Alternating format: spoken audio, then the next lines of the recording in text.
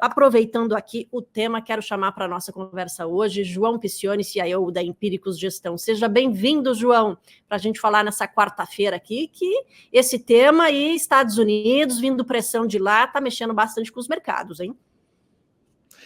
Olá, Paula, tudo bem? Sempre um prazer estar aqui. É isso mesmo, né? A gente tem visto um movimento da economia americana recuperando, né? Ganhando um pouco mais de tração, e isso tem empurrado a curva de juros para cima e, consequentemente, vamos dizer, gerando até uma certa corrida para o dólar, né? Eu acho que essa explicação básica do movimento que está acontecendo. Perfeito. E aí também a gente teve, né? A gente tem tido dados, né? E o Banco Central lá, americano, sempre falando, Federal Reserve, né? Sempre falando ali, dependente de dados, claro, todos os dados muito importantes. O principal dado, claro, da semana será o payroll, mas a gente tem outros dados também. E hoje saiu o ADP com a criação de vagas ali, né? No setor privado. E veio mais forte que o esperado, né? O que esse dado aí pode indicar, de repente, até para a gente já pensar na sexta-feira que vem o payroll, né? A economia norte-americana, ela voltou, vamos dizer assim, a acelerar. Esses dados fortes do emprego estão, principalmente agora, né? Falando do emprego, mas os outros também, inflação, tem impactado aí também nessa corrida para o dólar, essa pressão sobre os treasuries, que também voltaram, né, a subir bastante?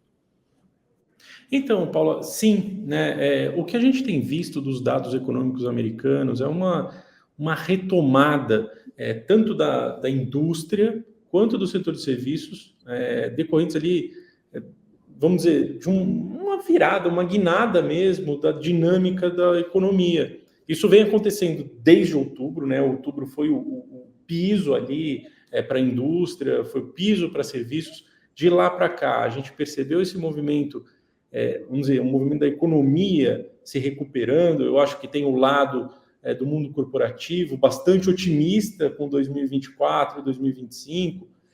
As revisões de lucro, né, proporcionadas, geradas ali com a revisão dos guidances para o ano.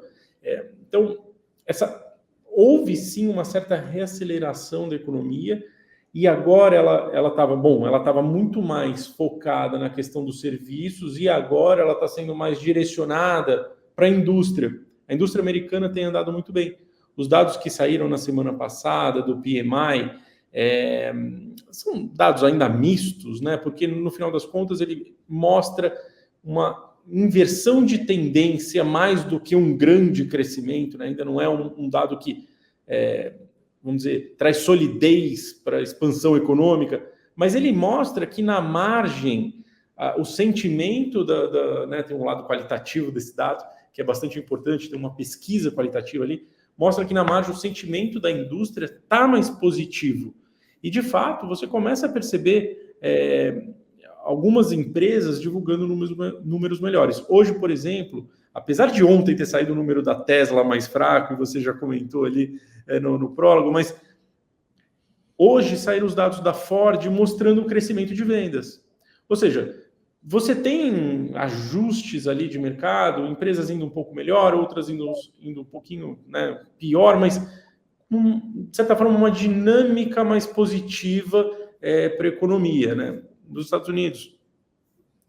O que se pôde perceber ao longo desses meses é que a gente teve, sim, vamos dizer, um desempenho melhor do varejo, né? O varejo de consumo, ele, de certa forma, cresceu. Os dados do PCI da semana passada mostraram que houve um aumento do gasto das pessoas, né? O consumo das pessoas aumentou no mês de fevereiro, né? Esse dado é relativo a fevereiro, mas, enfim, vem numa dinâmica crescente ao longo dos últimos meses. E lógico que isso traz um certo impacto nas decisões do Federal Reserve, porque no final das contas, se a economia está rodando bem com esses juros mais elevados, se você ainda tem um resquício inflacionário difícil, né, é difícil que volte para os patamares anteriores, também não traz muita justificativa para você ter um processo de afrouxamento monetário muito forte, robusto ou longo. né? Então, até hoje de manhã, o Rafael Bostic, né, que é ele é o presidente do Fed de Atlanta.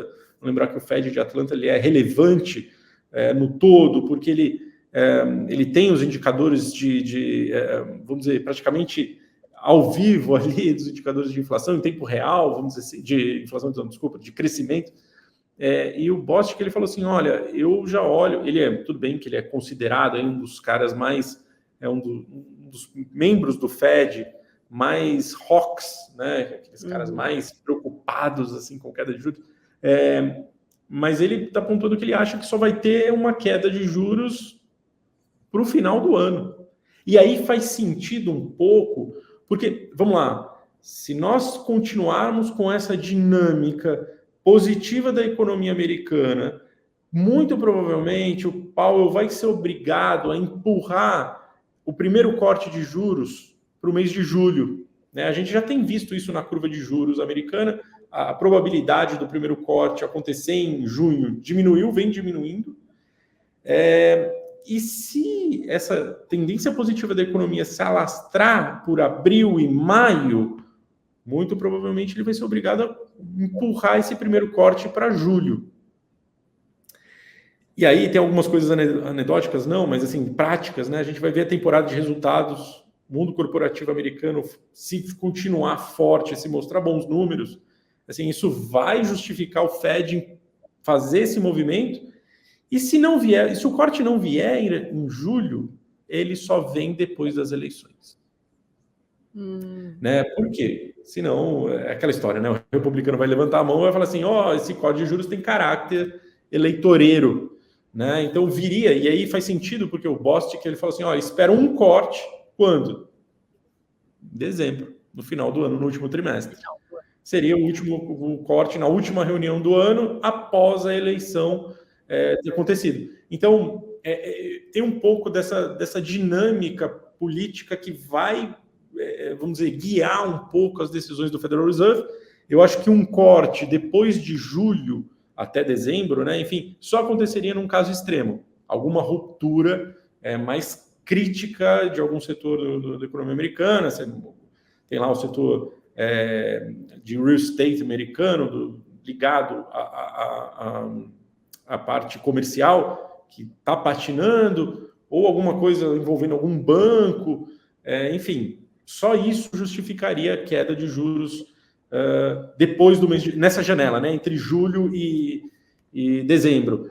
Então, assim, cada vez mais me parece, e aí eu acho que dentro do nosso cenário de probabilidades, é que essa hipótese da economia americana continuar forte e esses juros continuar mais elevado, ele vai ganhando, vamos dizer, espaço no nosso cenário.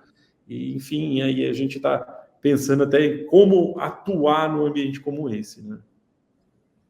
E aí já puxo a segunda pergunta aqui, João, pensando nesse cenário, que até então não estava ali, né, na visão, enfim, a previsão mesmo era junho, julho, e agora, como você bem falou, o Bostic já botou lá para dezembro, né?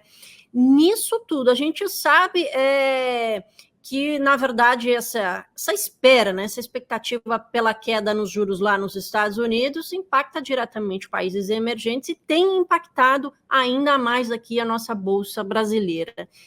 Nesse contexto, então, que a economia norte-americana se mostra muito mais robusta e esse corte pode ficar lá para o final do ano, como é que você está enxergando para as ações, né? Como é que deve ser a dinâmica para as ações brasileiras? Será que a gente vai sofrer ainda um período aí de sofrer mais mesmo, né? As ações podem sofrer mais nessa expectativa?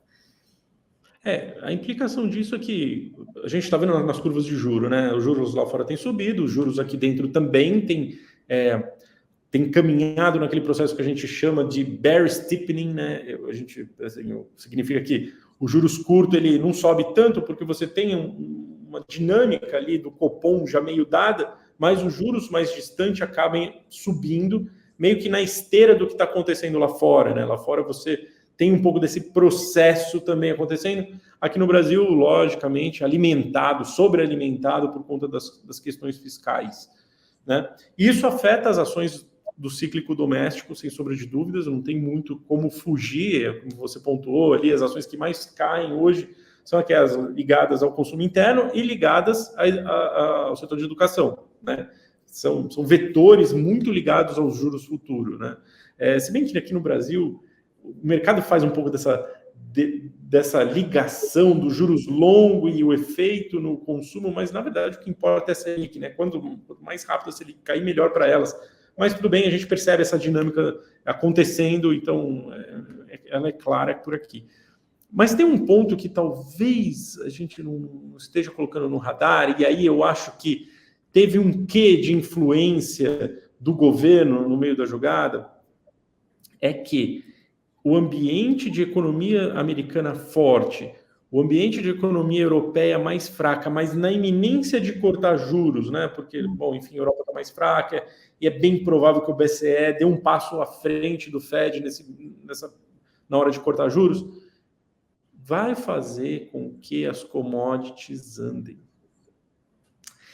E a gente está vendo já o preço do petróleo. O petróleo já está batendo ali quase os $90, num processo bem lento. Tudo bem que tem a questão lá de Israel, Irã agora, enfim, mas já é um processo, uma tendência mais clara se a gente pensar, vamos dizer assim, até no tempo que levou para esse óleo vir para cima. E a gente tem visto algumas commodities, até no mundo mais anedótico, né? Você pega lá, o cacau disparou. O preço da gasolina nos Estados Unidos avançou para caramba. Tem a Suzano reprecificando o preço da celulose. A gente percebe que esse movimento no mundo das commodities, de certa forma, é favorável para as empresas do Ibovespa. Eu acho que quando o investidor se der conta que, ok, talvez o nosso ciclo doméstico fique um pouco mais incomodado e aí tem esses resquícios inflacionários, eu acho que esse mundo das commodities aqui pode acabar se dando bem. Acredito que assim, o Brasil não participou dessa onda em março, porque foi uma onda muito positiva para todos os mercados globais, mas o Brasil não participou dessa onda por conta desses tropeços do governo em relação à Petrobras, né? Aquela história, vou tirar o Prats, não vou tirar o Prats, vai ter dividendo, não vai ter dividendo, isso trouxe um pouco de incômodo. A questão da China associada ali ao preço do minério de ferro, isso é meio natural, é uma questão mais de China do que de resto do mundo, né? Do resto do mundo. Mas se a gente não tivesse tido esses ruídos, talvez o Ibovespa estaria acima dos 130 mil pontos, porque as ações da Petro talvez não teriam caído do jeito que caíram, né? Então, eu acho que a Bolsa Brasileira, sob essa ótica das commodities, ela pode surfar bem esse momento de juros mais alto nos Estados Unidos.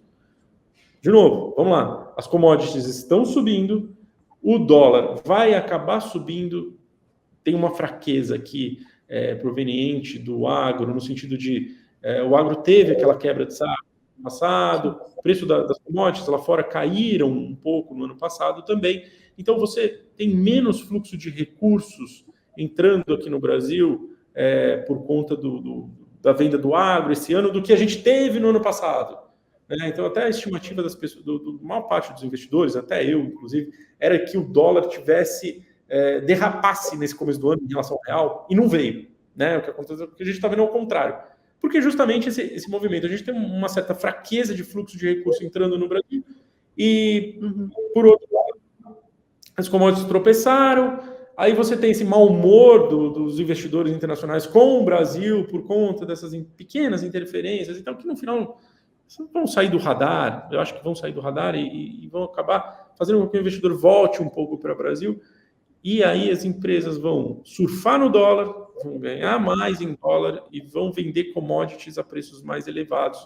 Talvez a gente veja um pouco do repeteco do cenário que a gente viveu no primeiro semestre, até do ano passado, de certa forma, do ano passado não teve tanto dólar, né? O dólar ele foi negativo para os exportadores, mas agora ele vai ser mais positivo. Então, acho que a gente vai sim ver uma demanda para o Brasil em algum momento à frente. Tá? Então, tem um pouco mais de preocupação em relação ao cíclico doméstico, que fica, né? O investidor local se sente incomodado, apesar de que março foi bom para o investidor local, né? O investidor que gosta do cíclico doméstico, foi pior para o Ibovespa do que para o índice small, né? Vamos ter isso em mente. Sim. E daqui para frente, esse lado das commodities assim, começa a me agradar, se essa dinâmica, né, de economia forte nos Estados Unidos se mantiver. O que acaba favorecendo, que nem você falou, o próprio principal índice, como a gente fala, o Ibovespa foi pior do que o small ali, que não é tão small assim, né?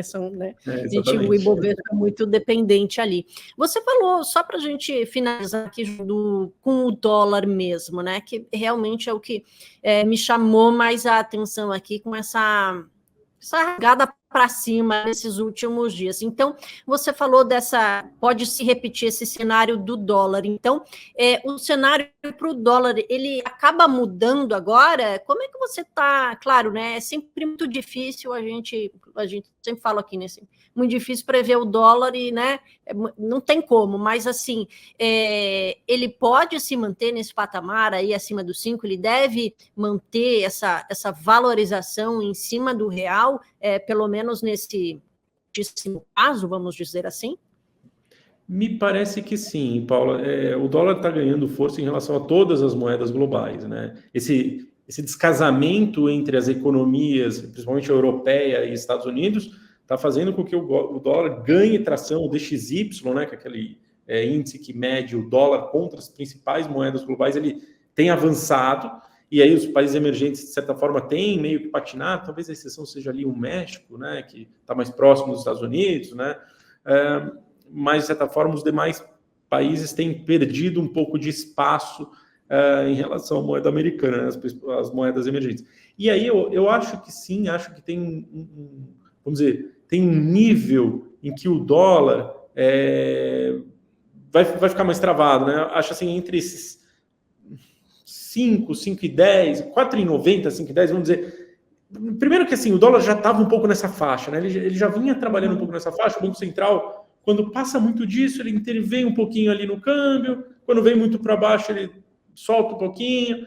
Parece que esse patamar dos 5 ao 5,10, ele é razoável para a economia brasileira e é um patamar que o Banco Central aceita, gosta, é bom para as contas públicas, de certa forma, é bom para a parte é um patamar que não interfere tanto no processo inflacionário e é um patamar que faz com que as transações de conta corrente sejam positivas, né? Quer dizer, você tem um superávit comercial, enfim.